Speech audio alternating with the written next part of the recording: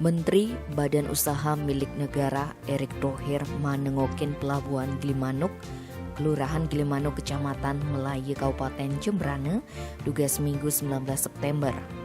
Erick mastiang yen aplikasi Peduli Lindungi subuh mejalan di daerah. Anaki ane lakar ke Bali harus bebas COVID-19.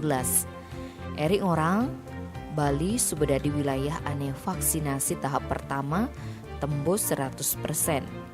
Untuk mekade ekonomi Bali mulai menggeliat. Sektor pertanian bisa jadi andalan pemulihan ekonomi nasional. Pertanian aning ranang ekonomi Indonesia tetap kuat. Erick Thohir ngarepang apang Jembrane dadi lumbung pangan. Cuman ia mekesiap marenawang harga padi ajak bahas timpang gati. Pemerintah lakar kerjasama ajak BUMN ngemang solusi petani nih. Jani subengai Badan Pangan Nasional lan perumus Bulog dadi stabilitator. Bank BUMN masih tundine ngemang bantuan ke UMKM ane kena dampak pandemi. Bank Himbara harus siap nulungin UMKM cara arahane presiden.